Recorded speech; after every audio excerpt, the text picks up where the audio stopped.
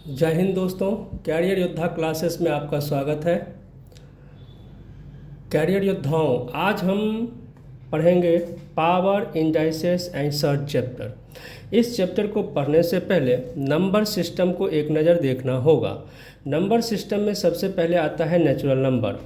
Counting number को हम natural number कहते हैं। काउंटिंग नंबर को हम नेचुरल नंबर कहते हैं, यानी कि जब हम गिनती स्टार्ट करते हैं। बचपन में अगर कोई बोलता था कि काउंटिंग स्टार्ट करो तो कहाँ से स्टार्ट करते थे? 1 2 3 4। तो इसी काउंटिंग नंबर को हम नेचुरल नंबर कहते हैं। उसके बाद 1 से लेके ये स्टार्ट होगा और इन्फिनाइट तक जाएगा, इसे ही हम नेचुरल नंबर बोलेंगे। जब नेचुरल नंबर में जीरो इंक्लूड कर दिया जाता है तो उसे हम होल नंबर कहेंगे।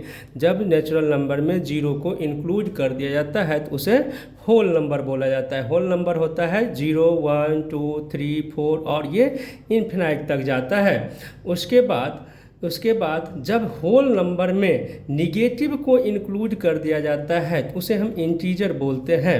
जैसे कि माइनस इन्फिनिटी से ये स्टार्ट होगा, ये माइनस इन्फिनिटी से स्टार्ट होगा और जीरो तक आएगा। इसके बाद ये प्लस इन्फिनिटी की तरफ चला जाएगा, यानी -3 -2 -1 0 1 2 3 इन्फिनाइट तक ये इंटीजर नंबर कहलाता है।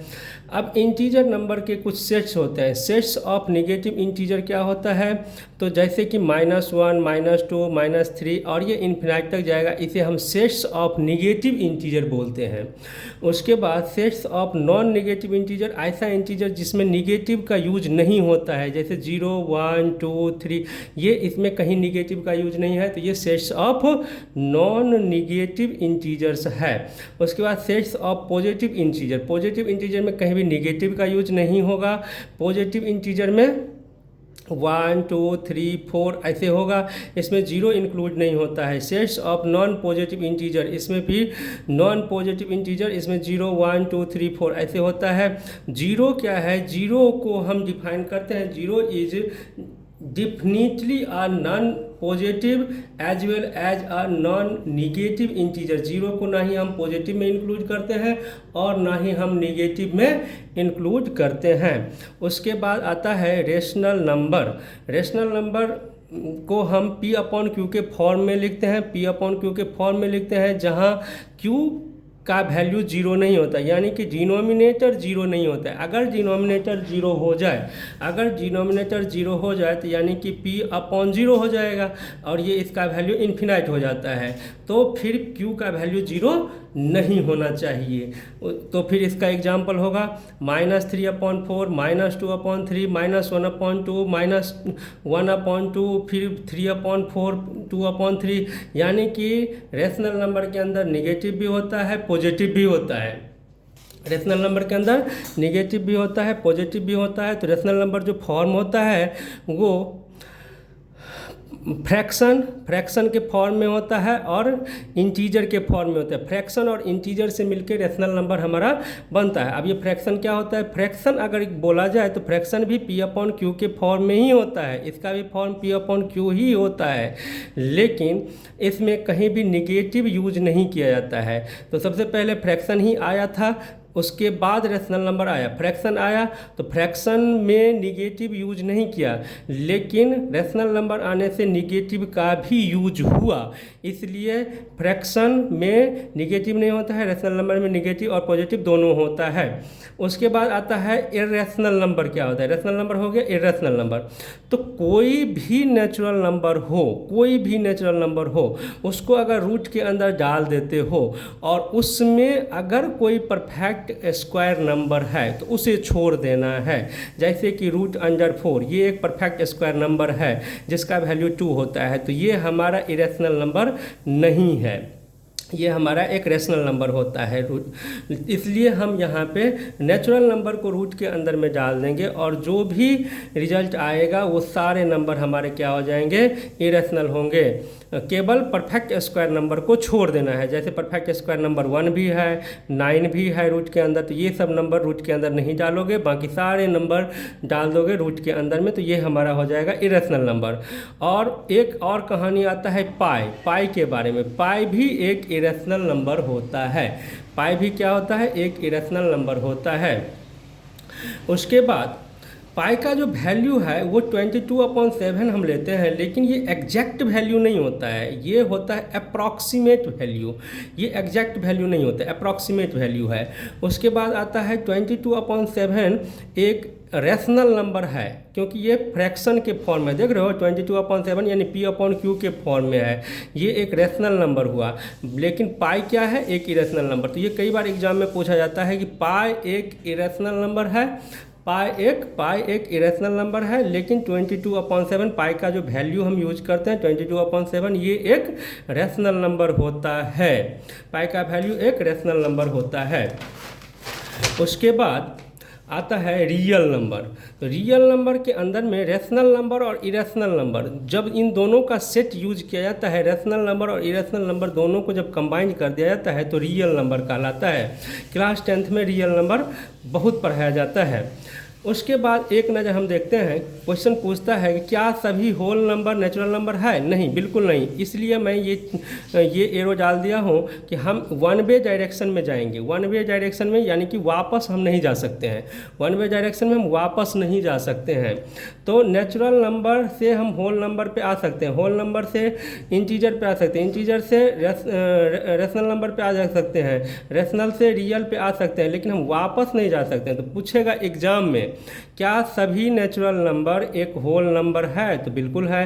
क्या सभी होल नंबर एक इंटीजर है? बिल्कुल है। क्या सभी इंटीजर एक रैशनल नंबर है? बिल्कुल है। क्या सभी रैशनल एक रियल नंबर है? बिल्कुल है। लेकिन ऐसे पूछेगा अगर कि क्या सभी होल नंबर एक नेचुरल नंबर है? तो बिल्कुल नहीं है। क्या सभी इंटीजर एक होल नंबर है? बिल्कुल नहीं है। क्या रैशनल जो है इंटीजर है? बिल्कुल नहीं है। क्या रियल जो है वो रैशनल नंबर है? बिल्कुल नहीं है। पूछेगा क्या इरेशनल नंबर जो है वो रैशनल नंबर है? तो बिल्कुल है। तो हम वन वे डायरेक्शन में नीचे की तरफ आएंगे तो होगा, और ऊपर की तरफ अगर जाएंगे तो नहीं होगा, ये पूछता है। फिर क्वेश्चन आता है कि जब हम रैशनल और रैशनल को ऐड करते हैं तो आंसर क्या आता है? रैशनल और रैशनल को ऐड करने से आंसर रैशनल आता है। एक इरेशनल नंबर और एक रैशनल नंबर को ऐड करने से आंसर आता है इरेशनल नंबर। एक रैशनल एक इरेशनल को ऐड करने से आंसर आता है इरेशनल नंबर। एक रैशनल नंबर और एक इरेशनल नंबर को जब हम सब्ट्रैक्ट करते हैं, रैशनल माइनस इरेशनल करते हैं, तो आंसर आता है इरेशनल नंबर। इरेशनल में से इरेशनल को जब सब्ट्रैक्ट करते हैं तो इरेशनल आता है। रैशनल इंटू इरेशनल इरेशनल आता है। इरेशनल इंटू रैशनल फिर से इरेशनल आ गया। रैशनल इंटू रैशनल को जब हम इरेशनल से डिवाइड करते हैं तो हमारा इरेशनल आता है। इरेशनल को जब हम रैशनल से डिवाइड करते हैं इरेशनल आता है। इन सभी से एक कहानी समझ में आया। एक अपोजिट ले लो, एक रैशनल ले लो और एक इरेशनल ले लो, इसका जो रिजल्ट आएगा वो हमेशा जो है इरेशनल ही आएगा। इतने कहानी समझने के बाद इतने से एक छोटा सा शॉर्ट वे समझो कि एक रैशनल और एक इरेशनल जब अपोजिट साइन का यूज हो रहा है, रैशनल इरेशनल, तो आंसर हमेशा इरेशनल आएगा, आंसर हमेशा इरेशनल आएगा। उसी तरह से इधर जब सेम साइन का यूज हो, इरेशनल इरेशनल, तो आंसर रैशनल भी हो सकता है, इरेशनल भी हो सकता है। इरेशनल में से इरेशनल को जब हम सब्ट्रैक्ट करेंगे तो रैशनल भी आ सकता है, इरेशनल भी आ सकता है। फॉर एग्जांपल देखो √2 और √3 दोनों इरेशनल है, जो दोनों को ऐड करेंगे तो आंसर इरेशनल आएगा, लेकिन जब दोनों को सब्ट्रैक्ट करेंगे तो आंसर 0 हो जाएगा। तो 0 क्या है? एक रैशनल नंबर है, तो इरेशनल भी आ सकता है और रैशनल भी आ सकता है। उसी तरह से √3 में से √2 को जब सब्ट्रैक्ट करेंगे तो आंसर इरेशनल आएगा, लेकिन √3 में से जब √3 को सब्ट्रैक्ट करेंगे तो आंसर एक रैशनल आएगा। तो जब हम इरेशनल को सब्ट्रैक्ट करेंगे तो रैशनल इरेशनल दोनों आ सकता है, जब इरेशनल इरेशनल को ऐड करेंगे तो आंसर रैशनल इरेशनल दोनों ही आ सकता है। उसी तरह से जब हम इरेशनल और इरेशनल को मल्टीप्लाई करेंगे तो भी रैशनल आ सकता है या इरेशनल आ सकता है। इसी तरह से जब हम इनको डिवाइड करेंगे तो भी आंसर रैशनल और इरेशनल दोनों में से कोई भी आ सकता है। फॉर एग्जाम्पल देखो √2 भी एक इरेशनल नंबर है और यहाँ भी √2 एक इरेशनल नंबर है। दोनों को जब हम मल्टीप्लाई करेंगे तो आंसर क्या आएगा? 2 आएगा। 2 हमारा एक रैशनल नंबर है। इसी तरह से √2 और √3 एक इरेशनल नंबर है। जब हम दोनों को मल्टीप्लाई करेंगे तो आंसर क्या आएगा? √6। √6 हमारा इरेशनल नंबर है। इसी तरह से √2 और √2 को जब हम डिवाइड करेंगे तो आंसर 1 आएगा और ये हमारा एक रैशनल नंबर है। और √2 डिवाइडेड बाय √3 करेंगे तो एक इरेशनल आएगा, एक इरेशनल आ जाएगा। इसी तरह से अब आता है क्वेश्चन इवन नंबर क्या है। तो number whose unit place is 0, 2, 4, 6, 8, ऐसा नंबर जिसका यूनिट का प्लेस 0 हो, 2 हो, 4 हो, 6 हो और 8 हो, ओवरऑल ऐसा नंबर जो 2 से डिविजिबल हो वो इवन नंबर कहलाता है। ऑड नंबर क्या होता है? ऐसा नंबर जिसका यूनिट का प्लेस 1, 3, 7 और 9 और 5 भी कर दो, 1, 3, 7, 9 और 5 हो, और जो 2 से डिविजिबल नहीं हो, ऐसा नंबर जो 2 से डिविजिबल नहीं हो, इरेशनल, ये ऑड नंबर होता है। ऐसा नंबर जो 2 से डिविजिबल नहीं हो ये ऑड नंबर होता है। या ऐसा नंबर जिसका यूनिट का प्लेस 1, 3, 7, 9 और 5 हो, ये भी हमारा ऑड नंबर ही होता है। उसके बाद आता है प्राइम नंबर क्या होता है। Number which is not divisible by any number, ऐसा नंबर जो किसी नंबर से डिविजिबल नहीं हो, जैसे कि 2, 3, 5, 7, 11, 13, 17 इन्फिनाइट तक जाएगा। ये सारे नंबर किसी भी नंबर से डिविजिबल नहीं है। एनी नंबर, नॉट किसी नंबर से डिविजिबल नहीं है। उसके बाद आता है ओनली इवन प्राइम नंबर। देखो इसमें केवल एक ही ऐसा नंबर दिख रहा है 2 जो कि इवन है, बाकी सब देखो ऑड दिख रहा है, ये इवन है। तो प्राइम नंबर में केवल 2 ऐसा इवन नंबर है जो इसके अंदर है, बाकी सारे ऑड नंबर है। तो only even prime number is 2, smallest prime number is also 2। Composite number क्या होता है? ऐसा नंबर जो किसी न किसी नंबर से डिविजिबल होता है, जैसे 4, 6, 8, ये किसी न किसी नंबर से डिविजिबल है। तो जैसे 4 डिविजिबल है 2 से, 6 डिविजिबल है 2 और 3 दोनों से, तो ये कंपोजिट नंबर हो गया। स्मॉलेस्ट कंपोजिट नंबर क्या होता है? 4 होता है। स्मॉलेस्ट कंपोजिट नंबर 4 होता है, ठीक है। उसके बाद आता है को प्राइम नंबर। ये को प्राइम नंबर क्या होता है? ऐसा नंबर जिसका HCF जो है 1 होता है। ऐसा नंबर जिसका HCF 1 होता है वो को प्राइम नंबर होता है। जैसे कि 2 और 3, देखो इनका HCF कितना होगा? 1 होगा। 3 और 13 इनका HCF कितना होगा? 1 होगा। 5 और 7 इनका HCF कितना होगा? 1 होगा। तो ऐसा नंबर जिसका HCF 1 हो को प्राइम नंबर होता है। उसके बाद आता है परफेक्ट नंबर। ये बहुत इंपॉर्टेंट है। परफेक्ट नंबर क्या होता है? ऐसा नंबर जिसका हम फैक्टर करते हैं, फैक्टर करने के बाद उनको जब हम ऐड करेंगे, उसके फैक्टर को जब हम ऐड करेंगे तो वापस से वही नंबर आ जाता है, तो वो परफेक्ट नंबर कहलाता है।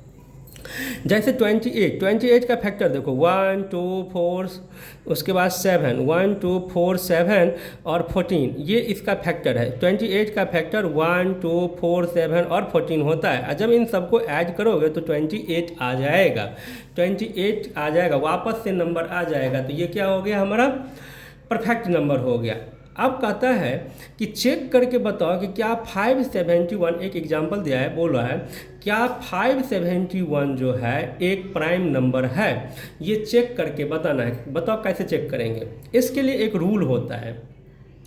571 के नज़दीक में कौन सा नंबर है जो परफेक्ट स्क्वायर है? तो देखोगे 24 का स्क्वायर जब करोगे तो 576 होता है। 24 का स्क्वायर करोगे तो 576 होता है। यानी कि 576 से जस्ट छोटा है ये 571। तो 24 का ये स्क्वायर है। तो 24 से जितने भी नीचे छोटे, 24 से स्मॉलेस्ट जितने भी प्राइम नंबर है उस सब को लिख लो। 2, 3, 5, 7, 11, 13 और 19 और 23 सबको लिख लिया। लिखने के बाद इन सब से बारी बारी से इसे डिवाइड करो, बारी बारी से इसे डिवाइड करो 571 को। तो अगर 571 डिविजिबल हो गया तो फिर ये प्राइम नंबर नहीं है। अगर ये डिविजिबल नहीं हुआ तो ये प्राइम नंबर है। इसको डिवाइड किससे करना है? इसको डिवाइड करना है इससे, इसके नज़दीक में सबसे इसके नज़दीक वाला परफेक्ट स्क्वायर नंबर 576, वो नंबर है किसका स्क्वायर? 24 का। तो 24 से छोटे जितने भी प्राइम नंबर है, 24 से स्मॉलेस्ट जितने भी प्राइम नंबर है, हम उससे बारी बारी से इसको डिवाइड करके चेक करेंगे क्या ये एग्जैक्टली डिविजिबल है। अगर ये डिविजिबल नहीं है तो फिर ये प्राइम नंबर है, अगर डिविजिबल है तो प्राइम नंबर नहीं है। यही इसका रूल होता है। और एक और इम्पोर्टेंट बात, अब जितना भी मैं अभी पढ़ाया हूँ इस सब का नोट्स आपको टेलीग्राम चैनल पे मिल जाएगा। तो मेरे टेलीग्राम चैनल को आप ज्वाइन कर लेंगे। कैरियर योद्धा एकेडमी के नाम से, कैरियर योद्धा क्लासेस के नाम से हमारे यूट्यूब चैनल भी है और कैरियर योद्धा क्लासेस के नाम से आपको टेलीग्राम चैनल भी मिलेगा, तो उसको आप ज्वाइन कर लेंगे और इसके सारे नोट्स आपको वहाँ अवेलेबल मिल जाएंगे। आप इंस्टाग्राम पेज को भी फॉलो कर सकते हैं, आप फेसबुक पेज को भी फॉलो कर सकते हैं। धन्यवाद। Thank you for watching my video.